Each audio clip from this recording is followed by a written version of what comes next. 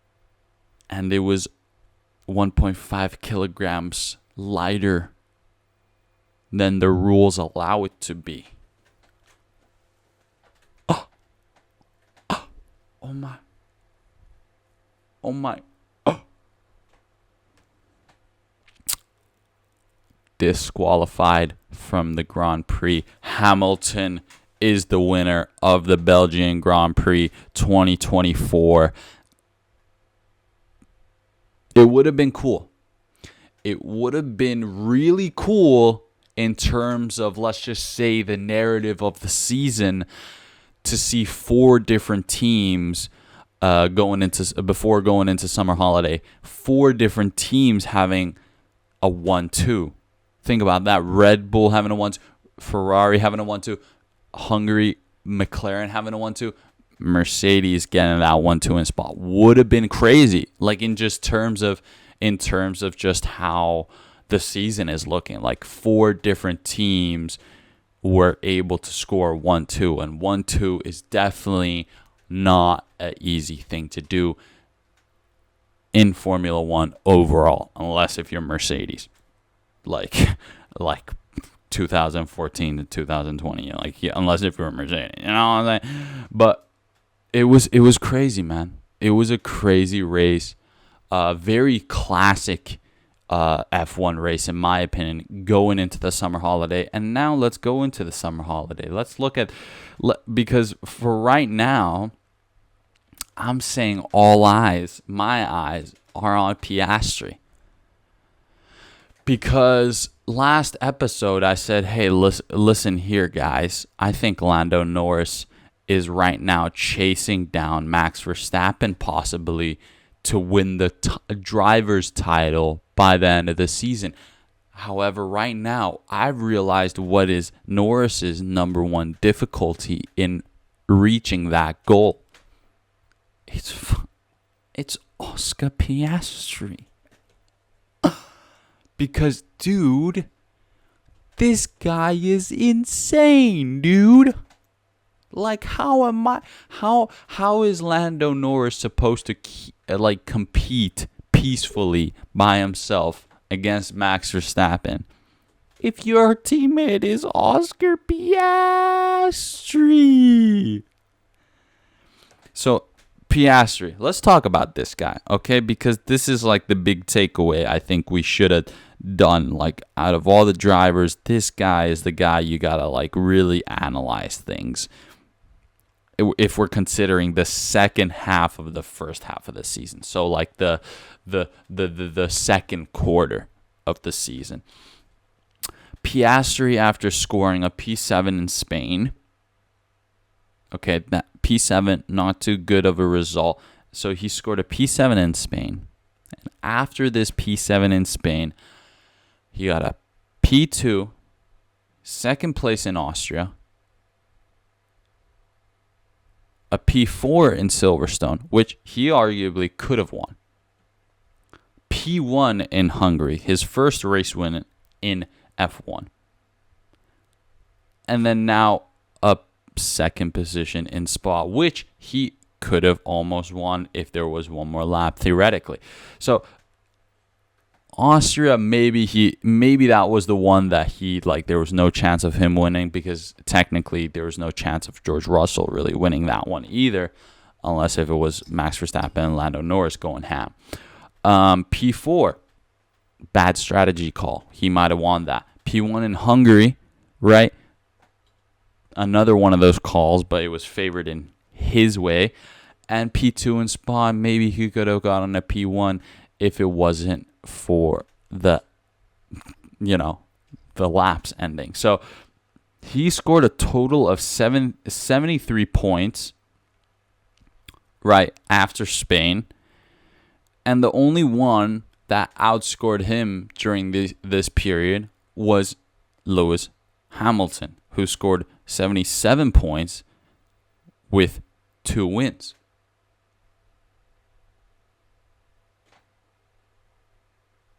It's I'm telling you, something crazy is brewing up right now. Because I honestly, right now, right, I was checking this. And right now, I used to say, okay, like even last week, I said maybe this is just Norris trying to chase down Verstappen, right, for the title. And then from then on out, it's maybe like P5 to P8. I said P5 to P8. It's like a free-for-all type of thing. But no, ladies and gentlemen, right now, it's looking like for the driver standings, P2 to P6 is a goddamn free-for-all. Norris is sitting at P2 with 199. Leclerc is sitting at P3 with 177. Piastri sitting at P4 at 167. Sainz is sitting at P5 with 162. Hamilton is sitting at P6 with 150. So there's about 50 points between P2. Oh, less than 50. 49 points. 49 points between Norris, who's P2, Leclerc, Piastri, Sainz, and Hamilton, who's P6. This is crazy, guys. And if you look at all those drivers, like, you think it's going to be consistently same positions every Grand Prix? No. Those positions are going to be, like, those drivers are going to be switching back and forth every single weekend after the summer holiday. And there's still crazy tracks. There's still a crazy amount of tracks. And crazy tracks. Curveballs. There's still Monza, but then there's still like Singapore is still there. Like, oh my God, guys, it's crazy. Austin. Oh my goodness. So guys, listen, right now, everybody just keep calm. Okay, Norris is 78 points behind Verstappen. Let's just hope for the best. Maybe Verstappen just he's the car just can't do anything. It's getting like P4 to P8 every single Grand Prix. Piastri, Norris, Hamilton getting those podiums consistently. Who knows? McLaren 42 points behind Red Bull. Wowza. Now that one is for reals going to be a battle coming up very soon after the summer holiday. And what do I tell you? Went 2 for 2 on my picks last weekend to go into the summer holiday. You wanna relax, you wanna get that full relaxation, full rest. You gotta do your job right. That's me executing my job the best I can. So then, now I get to relax a little bit. But that's Formula One. First half of the season pretty much a little over, but summer holiday, now everyone chills down. At the end of August, we come back, and we come back strong in Zandvoort. Okay, but that's that. That's the F1 world, and it's been so riveting, and I'm so excited to see how it's like after the summer holiday. But let's talk about UFC. Let's talk about UFC because UFC just went down over the weekend in Manchester, United Kingdom. Or England. I don't know what the fucking difference is. It's not like I care. Yeah, UFC 304 went down, and I said it's coming home, but I think it's never, ever, ever coming back home ever again. That kind of went as well as expected. I ain't gonna lie. Again, I love the UFC. I love Dana White, but this is one of those where it's just like the opinions and the narratives are so conflicting. It's like, do we really want to look back at it at all? Can we just move past it? Like, what's done is done. Okay, let's move on. Like, we don't even have to dive into this one. So it was late night in Manchester, Sunday morning, pretty much. The performances put on by the UFC fighters were just a little lackluster. And it was, you know what? The early prelims start at 11 in the evening. Like, you know, it was 7 decisions in a row at one point. Oh, 7 decisions. That's a tough one. Look, listen. You do that in Las Vegas, you know, it's fine. The crowd is rowdy. The crowd is excited either way for the main event, the main card. They'll watch it. It's a fun time. They get to talk to some people. They'll watch it. And it's like it's a decision. And in a way, Las Vegas, they'll understand, right? But it was like the fact that it wasn't really close decisions, kind of, you know, not that much action type of fights that lasted 15 minutes to go into the decision. And then on top of the fact that it's like, you know, 2, 3 a.m. and you're nowhere near the main event or the co-main event, and you're just going like, oh, shit. But at least by the time the main card got here, you know, at least you got a guy like Patty the Batty Pimblett, who has the ultimate aura that the fans love to see. At least by the time he came out, his walkout was energetic as hell. And his performance, he puts a Black King out cold in the first round. Now, that is something I know all the British men could get behind, you know.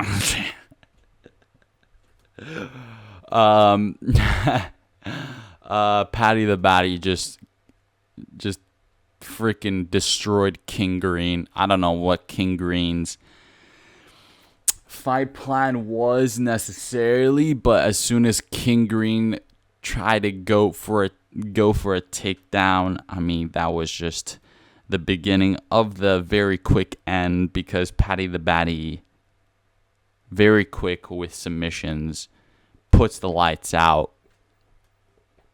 within the first round, and quite quickly, quite effortlessly. So that finally got the Manchester crowd lit up a little bit more. And going into the co-main event, I gotta tell you, congratulations to England. This is for the Queen, because now, England, you have your prime Conor McGregor. He has all the skill. He's defined as the new age of the weight division, right? He's like the new class, the new age of heavyweights, right? The new version of heavyweights. And they're seemingly unstoppable because they're just picking up their opponents apart. And they're on the path to fight the baddest name, the baddest guy in the division. Back then, it was Jose Aldo. And right now, Tom Aspinall is on a path to fight John Jones. So there you go. The only thing is that Tom Aspinall is this good teddy bear kind of guy. He's nice and handsome. He's tall. You know, he's got really cool tattoos. So yeah, I don't know. Tom Aspinall. What's his age? I gotta search up his age. That's one thing I gotta do. I really have to do this right now, because then it comes to show Tom Aspinall, bang, boom, 31 years old. Okay, this is GG's, guys. This is GG's. Because either way, I predict John Jones is probably going to retire from the UFC within the next 3 years. Let's just say maximum 5 years. But if you're saying, like, that's just stretching it. But, like, let's just say John Jones, he's going to fight in the UFC for 5 more years. You know, they want to keep him around. He's such a big name. They're going to still give him big money. Tom Aspinall is 31, guys. Tom Aspinall ain't even going to hit his prime, like prime, until, like, 2 to 3 years. And that's arguably when John Jones is already going to retire. So then you think about all those years, Tom Aspinall is going to be in the UFC without a John Jones in the picture. Now that is absolutely crazy. So let's just say for now, Tommy, you fucking, yeah, I don't know. He's done all he could, you know. Now he just kind of waits patiently for John Jones to fight Stipe. John Jones is going to destroy Stipe. Then Tom Aspinall goes against John Jones, and then that's when the excitement happens. I can personally tell you that will probably be one of the biggest fights ever, because it's 2 English-speaking guys. First of all, I know Khabib McGregor was a big one, but that's one Dagestani savage going against a Irish bloke. Now we're talking about a white Brit going against a black American dude for, like, you know, like heavyweight GOAT status. Like, I'm just if Tom Aspinall beats John Jones, then it's like crazy. Then, like, the world's gonna explode. So yeah, that's just how it's going down now. I don't know. It's very simple for Tom Aspinall, but dude, hey, just fucking enjoy it, man. You're the new GOAT. Fucking, you look incredible. I mean, just god damn, man. I just hope you have conditioning, because dude, you're putting these opponents out so much. I don't want people to start thinking you're like a Sergey Pavlovich type of fighter. You only got the gas tank and the skill to beat up a guy and put him out in 1 round, but you don't know how to go to the distance. That's the only maybe small concern I have, but, like, nah, dude, that guy's insane, dude. And for the main event,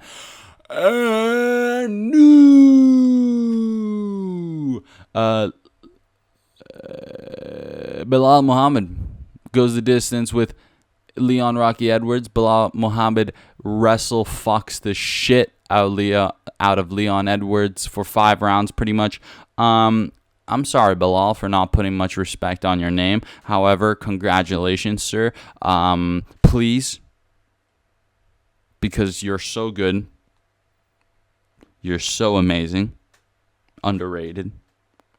Please become like the number one way you'll get the respect out of, like, most of the UFC crowd or the fans. Just fight Shavkat or Jack Della. That's your first title defense. Please do it. Just please. Because if you go back to, like, Usman or fucking Colby Covington, I swear to God, dude. Just fight Shavkat, fight Jack Della. Those guys are great guys. You can, bro, with your conditioning, bro, come on. You're the champ, man. You're the champ. But, you know, I will tell you, if you don't fight one of those 2 guys for your first title defense, it's going to be a bit of the same narrative as Leon Edwards. Because right now, I personally think Shavkat could be, like, the, you know, welterweight champ and probably defend it for a very long time. But Shavkat, they're taking their time with him. Jack Della, let's just say he's still fresh enough where maybe he's going to be considered cutting the line too much if he gets a title shot. So, and I know Jack Della is a little bit injured, or he's inactive right now. So, yeah. Congratulations, Bilal. In terms of conditioning, you can call yourself the GOAT on that aspect as well, at least. So, congratulations, Bilal. And that was the UFC 304. I'm not going to shit on it anymore, because this weekend we have another card in the European time, except now it's not even in Europe. However, it's at least displayed in European time. Thank you, UFC. You know what? I'll just not even complain. Thank you. Thank you. Because at least now you kind of got it. Otherwise, I know you would have just been fucking with the European fans, but at least you kind of had that idea. Fuck, we're going to have two. One of them we're kind of going to cater for the U.S. Okay. Thank you.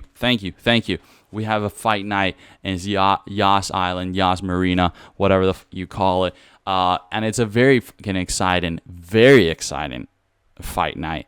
Kind of like a classic build to it. You just throw good names in there, and then the prelims are stacked full of, just exciting prospects. And then main card, well-known names, good-ass matchups. Looks like a classic. Main card, El Cucuy, Tony Ferguson goes against Michael Chiesa. So a bit of a grappling submission matchup, which we all thank because no one wants Tony Ferguson to be in a position in the octagon ever again where he might get knocked the fuck out and put his lights out. So no, we want none of that. Tony Ferguson, please, for the love of dear God, win this one. I believe you're going to win this one. You finally have kind of like a grappler submission artist. Strike the hell out of Michael or submit the hell out of Michael. Get a win on the board to prove to Dana that you still got it in you to be in the UFC, because I don't think your like UFC career is like done. But it's get like a 3-6 fight deal, maybe, just to, fight some other guys and then maybe get a little bit momentum getter together and then beat Arman Sarukian for the title. But Tony Ferguson for the win. Definitely. I didn't know that. Actually, this kind of caught me off guard. Chito Vera is fighting Davison Figueiredo at 135, and they're not even co-main event. They're like the fight before co-main, which is absolutely insane because, everybody knows Chito Vera. He fought for the belt earlier this year against Sean O'Malley. Now he's fighting against Davison Figueiredo, who is lighting the 135 division on fire right now after moving up from 125. Chito, known for being calculated and accurate. Davison Figueiredo, known for the aggressiveness, for the pace. This is going to be really interesting. Chito is going to fight defensive, but has to be very precise with the counters. Davison Figueiredo, he's just got to prove that he is here at the 135 trying to make a statement. So Davison Figueiredo, if he gets this win against Chito Vera, he's up there fighting for contention or for the number one contender in the bantamweight division. And before we go into the main event, there's a co-main event, and it's a middleweight bout between Shara Magomedov, who just fought in the Robert Whittaker. He just fought a month ago. He fought a month ago. Went to LA to shoot a movie or some commercial or something. Now he's back. The one-eyed pirate, Shara Bullet Magomedov. He goes against Mikhail Oleksiejczuk. And Mikhail Oleksiejczuk was the guy who fought Kevin Holland a couple months ago and lost, and everybody thought that his arm was just broken into 3,000 different pieces. Turns out, false flag on that play, Mikhail Oleksiejczuk, completely healthy, goes against Shara Magomedov. Pretty banger middleweight bout considering none of these two gentlemen are ranked in any way, and yet it seems exciting as hell. Mikhail kind of like a boxer striker, Shara kickboxer striker, so it's definitely, and Mikhail knows how to eat a shot. He's one of those kind of fighters, so Shara likes to be aggressive, puts on a bit of a pace on you. So maybe Mikhail is actually quite high level to be able to defend most of it, but who knows? Maybe Shara is able to, however, get through the great defense of Mikhail. I think that might be the case. And going into the main event, I mean, this is at 135 in terms of just skill. In terms of just skill and technique, this is the highest matchup I think we can get. Ranked at number 2 in the bantamweight division, Corey Sandhagen, the Sandman, is going against ranked number 10 Umar Nurmagomedov. And everybody knows that name. Everybody loves that name. Umar, a Dagestani grappler.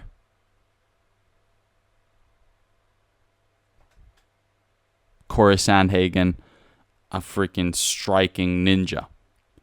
Corey Sandhagen has been submitted before, so Corey is definitely going to be expecting a fight on the ground. However, if they are standing, I know Corey is going to be very, very active. If this is a 5-rounder, I honestly have to say it might be Umar, because I do think Umar might just take down, and then a little bit of strikes, take down, try to submit. A little bit with the build-wise, though, Corey is definitely, like, size-wise quite, much taller and reach advantage. However, I don't know, maybe Nurmagomedov is just kind of built like a tank and strong as hell. So that might just be how it goes. Let's just say Umar Nurmagomedov by decision, split decision to Umar Nurmagomedov. That's my guess. Okay. Well, let me pose you this question: who's in Paris? Athletes, Olympians. You know who's in Paris? Trans people. They're in Paris. Bearded females, they're in Paris. I'll tell you that. That's what you'll see in Paris, actually. Actually, that's what Paris is known for.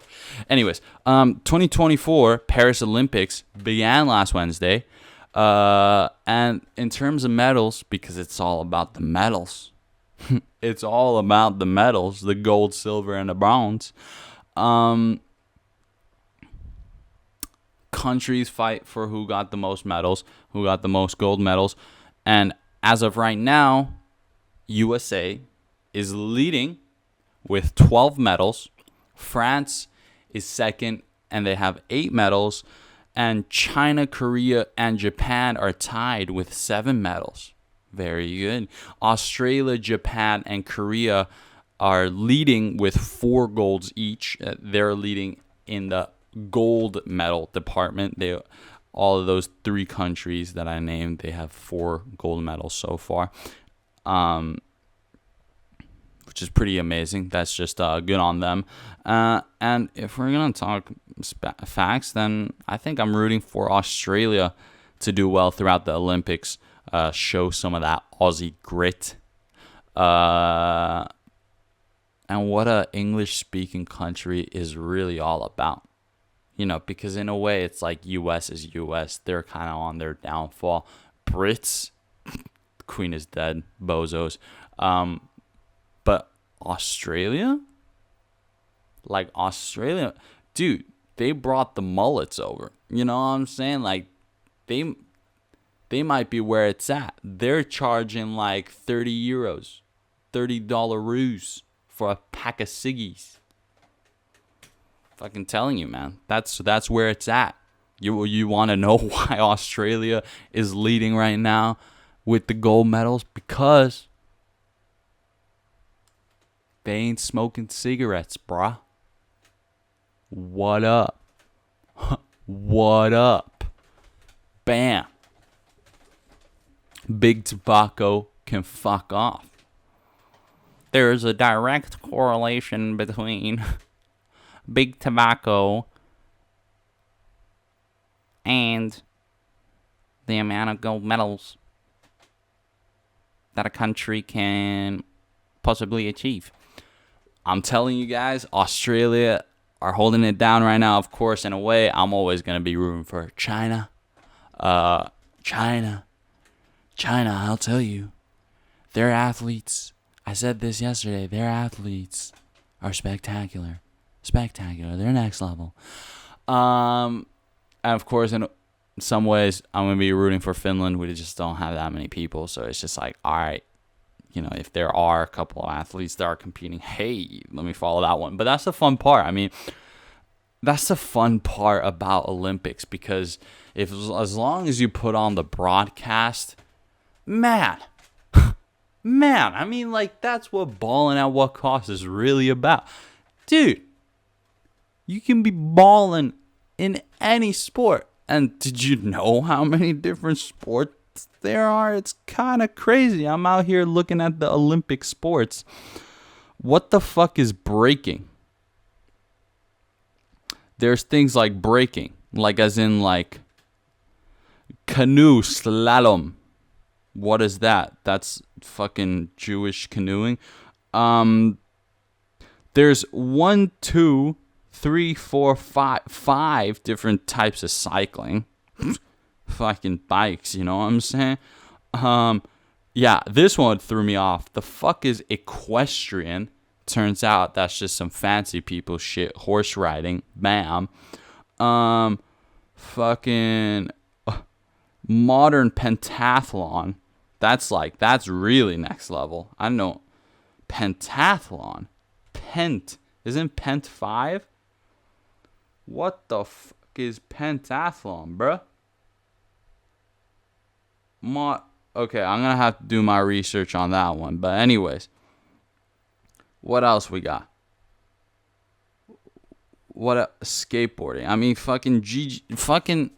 I love how they're look. Listen. In one way, I have no problem with the Olympics doing, like skateboarding and BMX, right? Because I get it. It's like once every 4 years, these athletes, in a way, they're still world class. They got, give them a platform to show the world. However, in some ways, X Games rules all this shit. X Games is a shit. I don't know how you're even watching skateboarding and BMX in terms of countries. It never made sense to me, because that was the beautiful thing about action sports. It literally has nothing to do with fucking countries. It's like any country could be nasty at it and they'll develop their own style. So I don't know. In a way, just X Games is the shit forever and always. What else is there? Fucking water. Like last night, I was watching fucking archery. And I was just thinking, like, God damn. Yeah. You know what? Yeah. Fucking, edge of my seat going like, wow. The archery. Like, it's like you shoot it and it's like the arrow arches into the bullseye, and they're getting almost like only 10s, only bullseyes. I'm like, oh fuck, yo, that's crazy. Oh my god, this chick like the Curry of shooting archery, bruh. Fucking, like Aaron Rodgers with the accuracy. That's how I was thinking. I mean, this Olympics are so fucking fun, man. I'm going to be watching it throughout. Like, it ends August 11th, so I'm always going to have the broadcast on, watching fucking horse racing and shooting and cycling. There's a lot of cycling. Swimming, because, I was always into swimming. I've been a swimmer. Swimming's fun. It's really fun to watch. Simone Biles and shit, gymnastics, they're just doing fucking quadruple fucking flips everywhere. Whoa. That's crazy, man. You gotta respect it. Hey, Olympics are here. It's lit. Homies are in Paris. You know what I'm saying? And, hey, that's week 31 of season 24 of Ballin' at What Cost, ladies and gentlemen. Remember to be patriotic. I don't know. Hey, it's real. I'll be back next week, okay? Enjoy your weekend. Please do enjoy the Olympics. Enjoy it all. Enjoy the holiday. The little bit that we got left. Ladies and gentlemen, see you guys next week.